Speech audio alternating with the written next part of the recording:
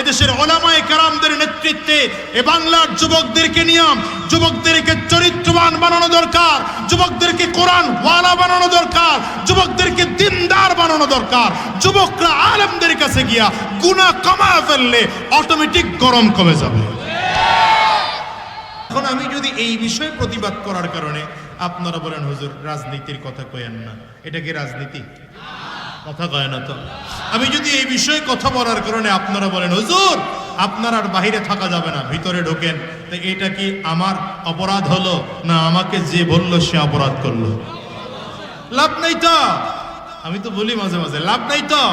হুজুর গুরু ভিতরে বইরাই বা কি লাভ? বাহিরে থাকলেও হুজুর গুরু যেই কাম, ভিতরে গেলেও হুজুর গুরু সেই কাম।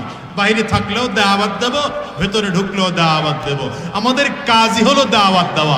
আল্লাহ যদি ফয়সালা করবেন ভেতরে রাখা, থাকবো ভেতরে। আল্লাহ যদি ফয়সালা করবেন বাহিরে বের হওয়া, বের হবো বাহিরে, কোনো অসুবিধা নাই। ঠিক কিনা আওয়াজ করে? আমরা সব কিছুতেই তৈয়ার আছি। কথা কন না কেন? আমার নবী জেল খাটছেন না খাটেন নাই? কথা কয় না। আমরা এটাও জানি বেশি দিন ভেতরে রাখা যায় না, আবার বের করে দিতেও হয়। রাগ করলো মনে হয়? বেশি দিন ভেতরে রাখা যায় না, আবার বের করে দিতেও হয়। তবে যে জন্য ভিতরে ঢুকানো হয়, হয়তো মনে করা হয় জনপ্রিয়তা কমে গিয়েছে, কিন্তু বের হওয়ার পরে দেখা যায় খুদার কসম মোটেও জনপ্রিয়তা কমে নাই, বরং আগের তুলনায় শত শতগুণ আল্লাহর মহাব্বত বেড়েছে, নবীর মহাব্বত বেড়েছে, জনতার মহাব্বত বেড়েছে। ঠিক কিনা আজ করে? আমার নবীরও তো রাখছিল 3 বছর। কোন নবীর উম্মত আমরা? চিনো নাই তো মুসলমান।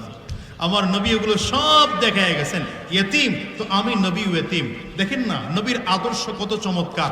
এই দুনিয়ার উম্মতেরা, এতিম হয়ে আফসোস করো না, আমি নবী ইয়েতিম। মা হারা হয়ে আফসোস করো না, আমি নবীও মা হারিয়েছি। বাবা হারা হয়ে আফসোস করো না, আমি নবীও বাবা হারিয়েছি। দাদা অল্প বয়সে হারিয়ে আফসোস করো না, আমিও দাদা হারিয়েছি। জেলে গিয়ে আফসোস করো না, আমি নবীও জেল খেটেছি। মার খেয়ে আফসোস করো না, ইসলামের জন্য আমি নবীও মার খেয়েছি। ইসলামের জন্য রক্ত ঝরিয়ে আফসোস করো না, আমি নবীও রক্ত ঝরিয়েছি। ইসলামের জন্য জীবন দিয়ে রক্ত টেনশন করো না, আমি নবীরও প্রতিজ্ঞা, আমি নবীও চাই বারবার শহীদ হব, বারবার জীবিত হব, বারবার শহীদ হব। আমি নবীর তামান্না যুদ্ধের ময়দানে তো আমি নবীও গিয়েছি, তোমরা যেতে দ্বিধা করো না।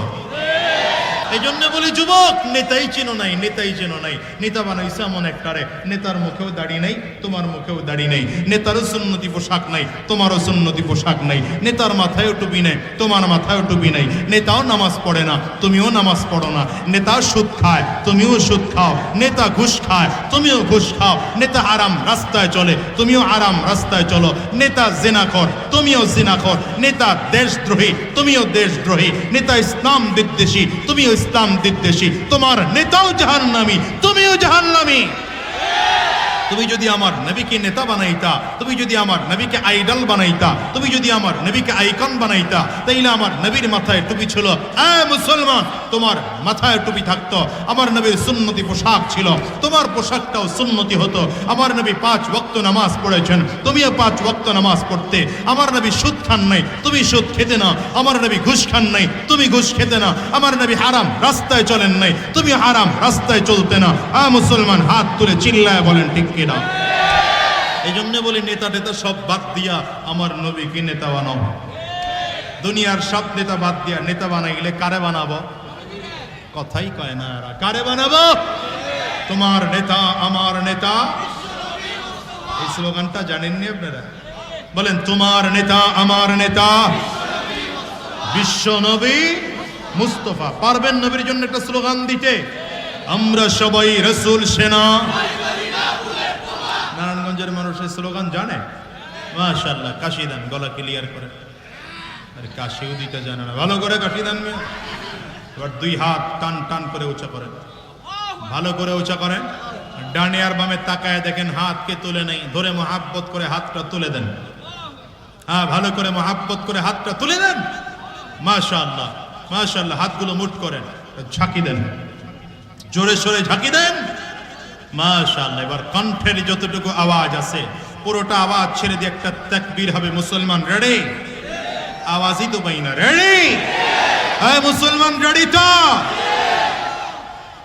কাশি দিছিলেন? কাশি দেন তো ভালো করে একটা কাশি দিয়ে।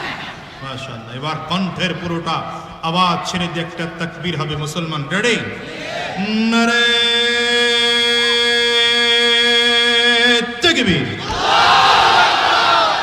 না পোষাইলো না, আওয়াজ পোষাইলো না, আরো জোরে লাগবে। নারে তাকবীর। দুই হাত ভালো করে উঁচা করে, আইল স্বামী চলবে না, ওই যে হাত তুলে নাই, তাকায় তাকায় দেখতেছি। হ্যাঁ, দুই হাত ভালো করে। নারে তাকবীর। তোমার নেতা আমার নেতা বিশ্বনবী মুস্তাফা, আমরা সবাই রাসূল সেনা, ভয় করি না বুলেট বোমা। নারে তাকবীর। কোরআন সুন্নাহর আলো,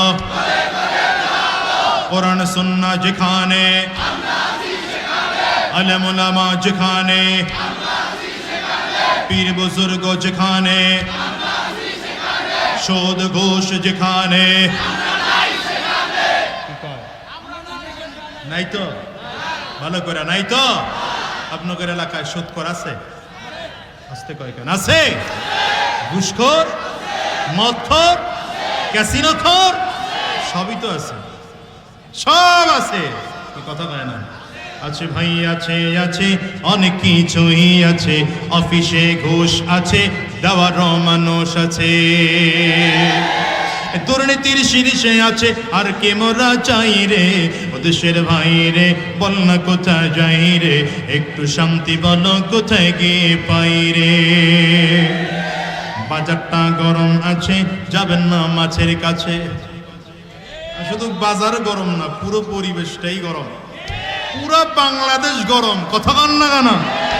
গরম গরম গরম তো জনগণ গরম, সরকার গরম, পুলিশ গরম, আর্মি গরম, এখন কয় দেশের আবহাওয়াও গরম। এমন গরম এসির ছাড়া টিকাই যায় না। এখন এই দেশের যুবকগুলো ফেসবুকে পোস্ট দেয়, আল্লাহ সৌদি আরবের গরম দিছ, সৌদি আরবের মতো চার বউ দিও। কবল পোড়া, তুই রাখতে পারবি? সৌদি আরবের মানুষের মতো তোর জীবন, তুই জীবনটারে ওই লতা পাতা খায়া ধ্বংস করে ফেলাইছস। মা আসতে কয় কেন এরা? আমি একটু ওয়াজ পরে করি, আপনারা রাগই আল্লাহ, আবার মুরব্বী যারা আছে।